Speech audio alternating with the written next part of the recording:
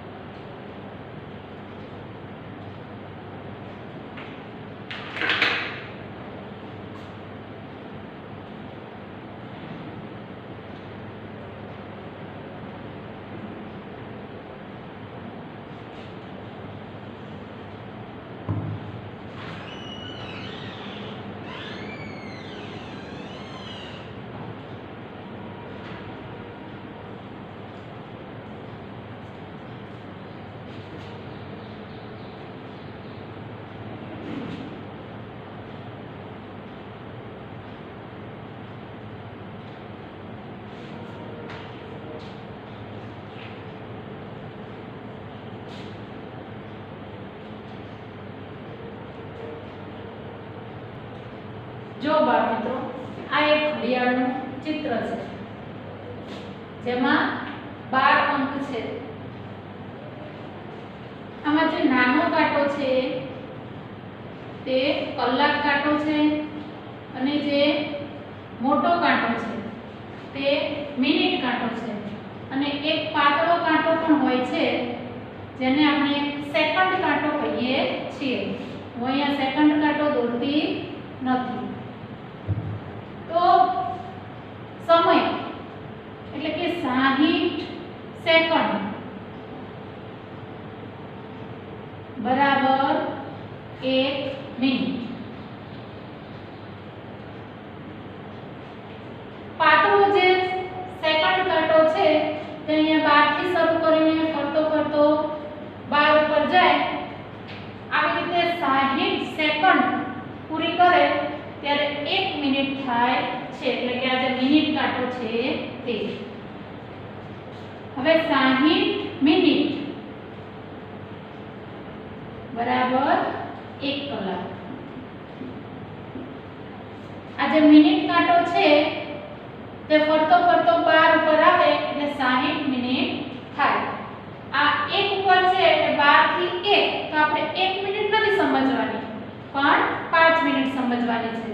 તમે ઘડિયાળને ધ્યાનથી જુઓ તો તેમાં આવા નાના નાના લીટા હોય છે જે 1-1 મિનિટ દર્શાવે છે। જો 1 2 3 4 ને 5 એટલે કે જ્યારે આ મિનિટ કાંટો 12 થી 1 તરફ આવે છે ત્યારે 5 મિનિટ થાય છે। તો આ રીતે ઘડિયાળમાં 1 થી 2 2 થી 3 એમ દરેક અંતર વચ્ચે 5-5 આંકા હોય છે, એટલે કે 5-5 મિનિટનો સમયગાળો હોય છે। એટલે જો 5 મિનિટ 2 આવે એટલે 10 minute 15 minute 20 minute 25 minute 30 minute 35 minute 40 minute 45 minute 50 minute 55 minute અને 60 મિનિટ, એટલે કે 60 મિનિટ બરાબર 1 કલાક। જ્યારે આ કાંટો ફરતો ફરતો 12 ઉપર આવે છે ત્યારે જે આ કલાક કાંટો એટલે કે આ નાનો કાંટો છે તે એક વાર ફરે છે, એટલે કે 1 ઉપર આવે છે। તો વિદ્યાર્થી મિત્રો સમજાયું ને તમને કે 60 સેકન્ડ બરાબર 1 મિનિટ, 60 મિનિટ બરાબર 1 કલાક। 7 દિવસ બરાબર 1 અઠવાડિયું। દિવસના નામ તો તમને બધાને આવડે જ છે. સોમવાર, મંગળવાર, બુધવાર, ગુરુવાર, શુક્રવાર, શનિવાર અને રવિવાર. આ 7 દિવસ પૂરા થાય એટલે એક અઠવાડિયું પૂરું થયું કહેવાય. અને 24 કલાક પૂરા થાય એટલે એક દિવસ પૂર્ણ થાય. ઘડિયાળમાં તમને 12 સુધી જ અંક આપેલા છે. ઘડિયાળમાં તમે ઘણીવાર જુઓ છો મોબાઈલમાં પણ 1 વાગે એટલે કેવું દર્શાવે છે 13, 2 વાગે એટલે 14. આવી રીતે 24 કલાક એટલે એક દિવસ. તો બપોરના 12 થી રાતના 12 સુધી આ રીતે ઘડિયાળનો કાંટો છે તે દિવસ પૂર્ણ કરે છે ફરતો. તો આના આધારે આપણે પાઠ્યપુસ્તક પેજ નંબર 35 ઉપર જે વિગત આપી છે તેને સમજીએ. જો દરેકનું પાઠ્યપુસ્તક ખોલો. પાઠ્યપુસ્તક પેજ નંબર 35. પંકજ અને સાનિયા શાળાએથી કોનું ઘર વધારે દૂર છે તેની ચર્ચા કરી રહ્યા હતા. તો બાળ મિત્રો, આપણે પણ આપણા ફ્રેન્ડ સાથે ઘણીવાર આવી ચર્ચા કરતા હોઈએ છીએ કે શાળાથી મારું ઘર કેટલું દૂર છે, તારું ઘર કેટલું નજીક છે. તો આ પંકજ અને સાનિયા પણ બંને આવી ચર્ચા કરે છે, વાત કરે છે. તો જુઓ, મારે શાળાએ પહોંચવા 5 મિનિટ જેટલું ચાલવું પડે છે. જે પંકજ છે તે કહે છે સાનિયાને કે મારે ઘરથી શાળાએ પહોંચવા 5 મિનિટ જેટલું ચાલવું પડે છે. તો સાનિયા શું કહે છે? મારે પહોંચવા માત્ર 2 મિનિટ જ ચાલવું પડે છે. સાનિયાનું ઘર દૂર છે, પણ સાનિયાને ઘડિયાળમાં જોતા આવડે છે કે નહીં તે આપણે આગળ જે ચર્ચા છે તેના આધારે કહી શકીએ. અશક્ય. પંકજ શું કહે છે? તે શક્ય જ નથી, અશક્ય છે. તારું ઘર શાળાથી દૂર છે. કે જે મારું ઘર નજીક છે અને મારે 5 મિનિટ થતી હોય તો તારું ઘર તો મારા ઘરથી પણ દૂર છે, તો તારે 2 મિનિટ ક્યાંથી થાય? એટલે આ વાત અશક્ય છે. પણ મેં મારી ઘડિયાળ જોઈ. હવે સાનિયા શું કહે છે? પણ મેં મારી ઘડિયાળમાં જોયું. હું શાળાએ જવા 7 વાગે નીકળી. એટલે એને જોતા આવડે છે કે આ નાનો કાંટો છે તે 7 ઉપર છે અને મોટો કાંટો 12 ઉપર છે. એટલે કેટલા વાગ્યા કહેવાય? 7 વાગ્યા કહેવાય. તો સાનિયા શું કહે છે? મેં ઘડિયાળમાં જોયું, હું 7 વાગે ઘરેથી નીકળી હતી. જ્યારે હું શાળાએ પહોંચી ત્યારે મિનિટ કાંટો એટલે કે આ જે કાંટો છે તે ફરતો 2 ઉપર આવી ગયો. અહીંયા જુઓ, 2 ઉપર. એટલે સાનિયા શું કહે છે? શું તે 7 ને 2 મિનિટ જ થઈ ને? હમણાં મેં તમને સમજાવ્યું ને કે આ જે મિનિટ કાંટો 2 ઉપર આવે એટલે 2 મિનિટ ન થઈ કહેવાય, પરંતુ 10 મિનિટ થઈ કહેવાય. આ જે નાના આંકડા છે તે 1 મિનિટ દર્શાવે છે. અહીંયા 1 થી 2 વચ્ચે પણ 5 મિનિટનું અંતર છે. એટલે સાનિયા એમ કહે છે કે મિનિટ કાંટો 2 ઉપર છે, તો શું 7 વાગ્યાને 2 મિનિટ ન થઈ કહેવાય? તો તમે જ કહો, 7 વાગ્યાને 2 મિનિટ થઈ છે? ના, 7 વાગ્યા છે અને 10 મિનિટ થઈ છે.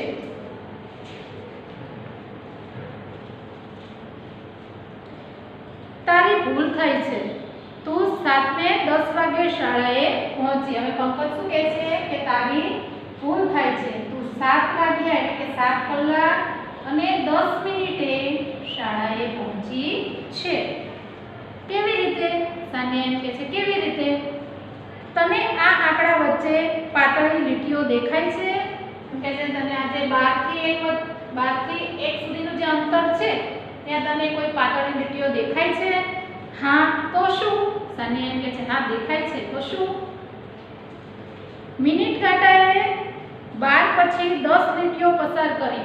તેથી 7 અને 10 મિનિટ અથવા 7 કલાક અને 10 થયા કહેવાય. એટલે આ મિનિટ કાંટો છે તેને 1 2 3 એમ કરીને 10 લીટીઓ પસાર કરી એટલે કે 7 ને 10 થયા કહેવાય. હું 7 વાગે શાળાએ જવા નીકળ્યો. એટલે છે હું તારા દિન 7 વાગે શાળાએ જવા માટે નીકળ્યો હતો. હું 7 અને 5 એટલે કે છે આ મિનિટ કાંટો છે તે 5 ઉપર હતો ત્યારે હું શાળાએ પહોંચી ગયો. જો મિનિટનો કાંટો 5 લીટીએ પહોંચ્યો એટલે કે છે અહીંયા 1 ઉપર હતો એટલે હું શાળાએ કેટલા વાગે પહોંચ્યો તો 7 કલાક અને 5 મિનિટે. તો તું જ્યારે શાળાએ પહોંચી ત્યારે કાંટો 2 ઉપર હતો એટલે 7 ને 2 ન કહેવાય, પરંતુ 7 વાગ્યા છે અને 10 મિનિટ થઈ છે તેમ કહેવાય. હવે આગળ જુઓ, તમને કેટલીક ઘડિયાળો પણ આપેલી છે. અભ્યાસ 3 મિત્રો ઘડિયાળમાં સમય જુએ છે.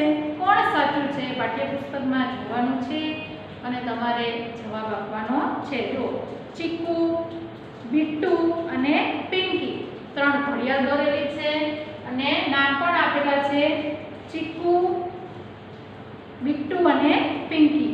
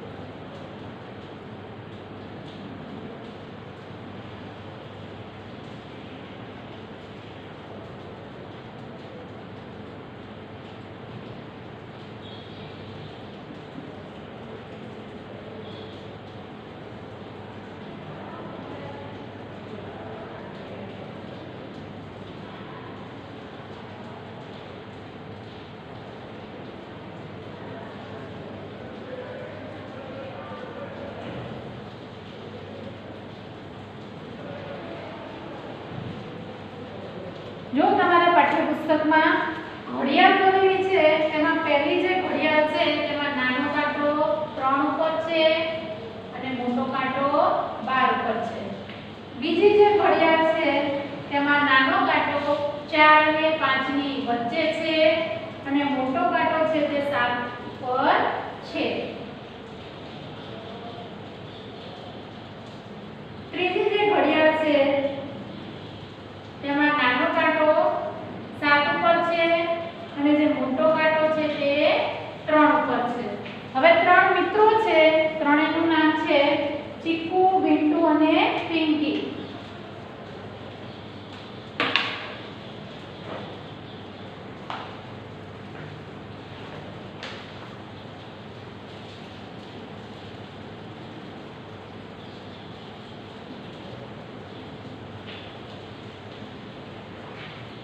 તો હવે ચીકુ શું કહે છે કે 12 વાગ્યા અને 3 મિનિટ થઈ છે.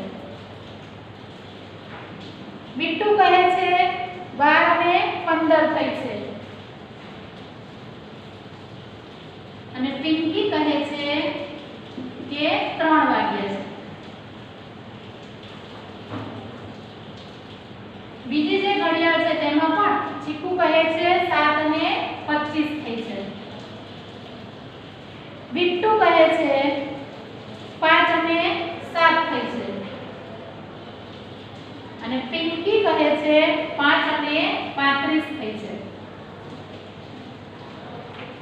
ત્રીજી જે ઘડિયાળ છે તેમાં ચીકુ કહે છે 3 અને 35 થઈ છે.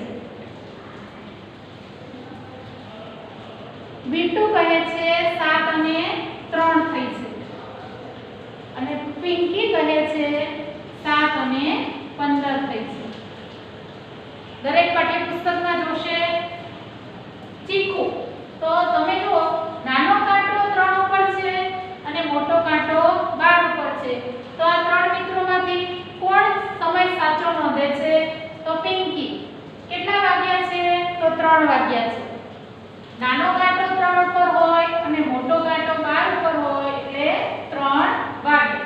હવે બીજી જે ઘડિયાળ છે તેમાં જુઓ નાનો કાંટો 5 અને 6 ની વચ્ચે છે અને મોટો કાંટો 7 ઉપર છે એટલે કે 5 તો વાગી જ ગયા છે અને અહીંયા 7 ઉપર છે એટલે 5 મિનિટ એટલે 7 × 5 35 એટલે કે 5 વાગ્યા છે અને 35 મિનિટ થઈ છે એટલે અહીંયા પણ પિંકી એ સાચી છે. ત્રીજી જે ઘડિયાળ છે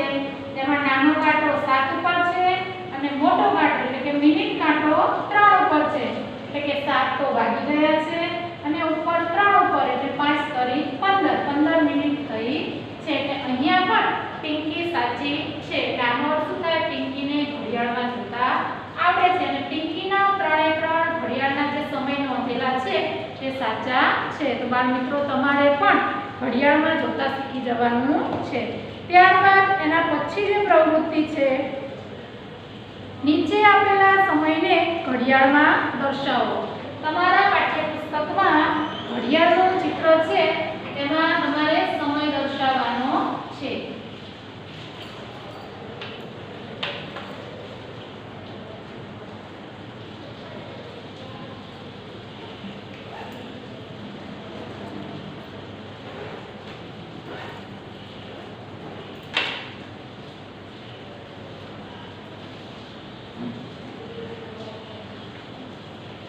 જો તેમાં પહેલી જે ઘડિયાળ છે તેમાં 3 અને 10 નો સમય છે.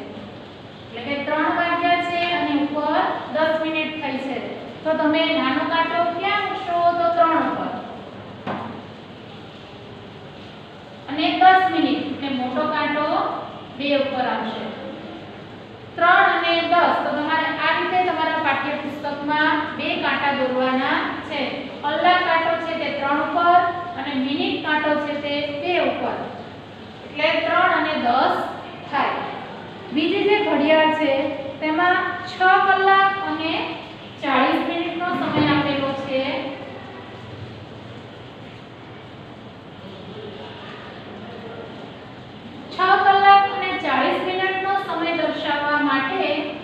જે કલાક કાંટો છે તે 6 અને 7 ની વચ્ચે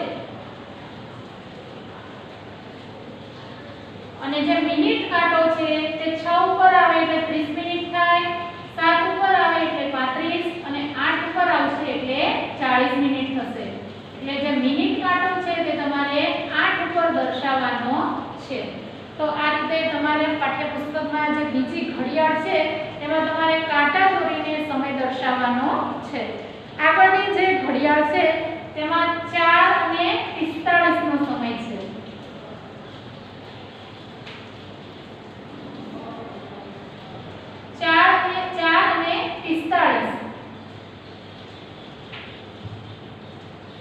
જે નાનો કાંટો છે તે 4 ને 5 ની વચ્ચે આવશે અને જે મોટો કાંટો છે તે 45 એટલે 9 ઉપર આવશે.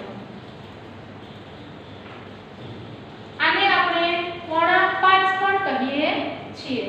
4 અને 45 નાનો કાંટો 4 અને 5 ની વચ્ચે અને જે મોટો કાંટો છે તે 9 ઉપર.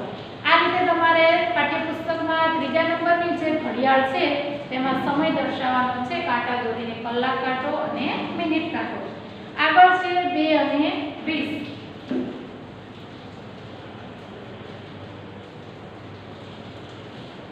એટલે કે 2 વાગ્યા છે અને 20 મિનિટ થઈ છે.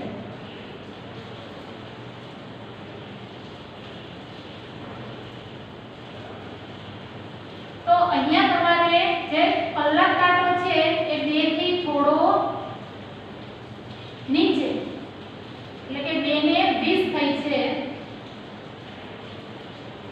તો 2 થી સેજ નીચે દર્શાવવાનો છે અને જે મિનિટ કાંટો છે તેને તમારે 4 ઉપર રાખવાનો છે. એટલે કે 2 અને 2 કલાક અને 20 મિનિટ કહેવાય. અહીંયા 5, 10, 15 અને 20. તો આ રીતે તમારે પાઠ્યપુસ્તકમાં આગળની જે બે ઘડિયાળ છે 3 અને 15, 7 અને 35 તેનો સમય દર્શાવવાનો છે. 3 અને 15 એટલે નાનો જે કાંટો છે કલાક કાંટો તે 3 ઉપર અને મોટો કાંટો પણ 3 ઉપર આવશે. 3 અને 15 જેને આપણે 3:15 પણ કહીએ છીએ. છેલ્લી જે ઘડિયાળ છે તેમાં સમય છે 7 અને 35. 7 અને 35 એટલે જે કલાક કાંટો છે તે 7 અને 8 ની વચ્ચે અને જે મિનિટ કાંટો છે તે 7 ઉપર આવે એટલે 7 ને 35 થાય. આગળ છે પ્રશ્ન, શું તમને આકાશ દર્શન ગમે છે? જો હા તો હવે તમને રસ પડશે. એટલે કે તમને આકાશમાં જોવું ગમે છે, આકાશ દર્શન, તમે આકાશને રોજ નિહાળો છો तो हवे तमने आगळ जे प्रश्न छे ते प्रश्नमा तमने रस पड़शे। तमारा विस्तारमां सूर्य कया समये उगे छे?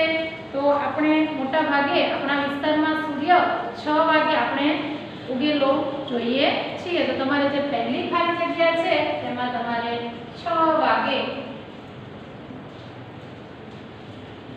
ઉગશે આવું લખવાનું છે। બીજો જે પ્રશ્ન છે સૂર્ય ક્યારે આથમે છે? તો સૂર્ય મોટા ભાગે સાંજે આથમે છે, પણ ઋતુ પ્રમાણે। જેમ કે શિયાળો હોય, ઠંડીની ઋતુ હોય તો સૂર્ય વહેલો આથમે છે।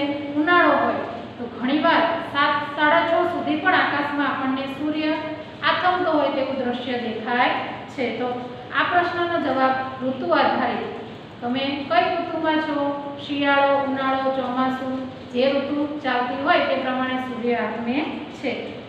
શું દરરોજ સૂર્ય ઉગવાનો અને આથમવાનો સમય સરખો હોય છે? એટલે કે દરરોજ એવું હોય છે કે આ જ ટાઈમે તમને આકાશમાં સૂર્ય દેખાઈ જાય અને આ જ ટાઈમે સૂર્ય આથમી જાય? તો ના, સૂર્ય ઉગવાનો અને સૂર્ય આથમવાનો સમય એક સરખો હોતો નથી।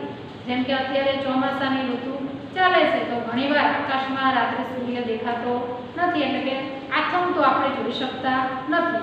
તો ઋતુ પ્રમાણે આ પરિસ્થિતિનો આપણને અનુભવ થાય છે। જુદા જુદા મહિનાઓમાં સૂર્ય ઉગવાનો અને આથમવાનો સમય સમાચાર પત્રમાં જુઓ।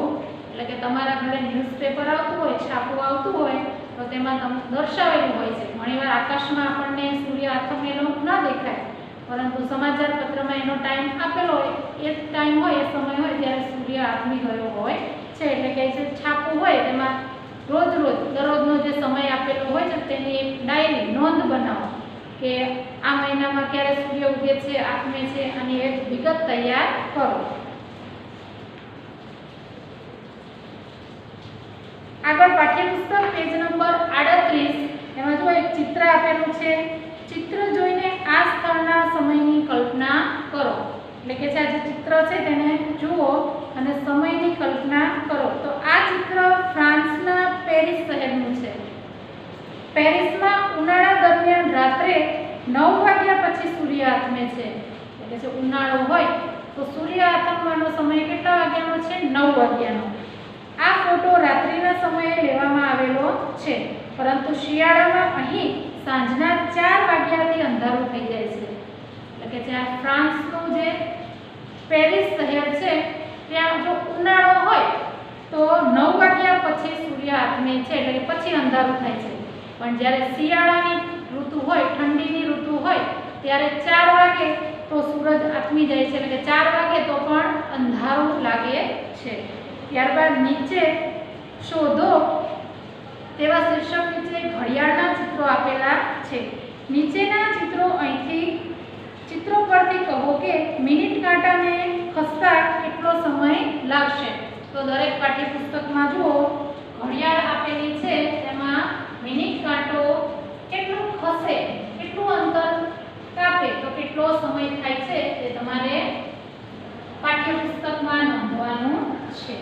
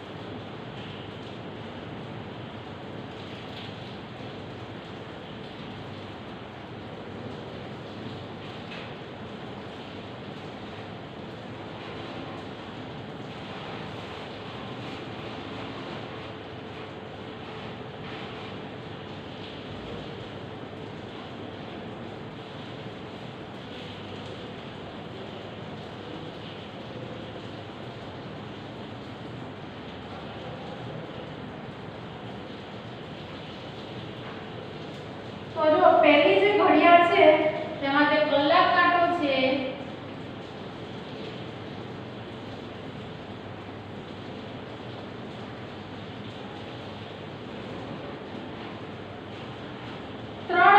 ની વચ્ચે છે અને જે મિનિટ કાંટો છે તે 7 ઉપર છે. પછી જે ઘડિયાળ છે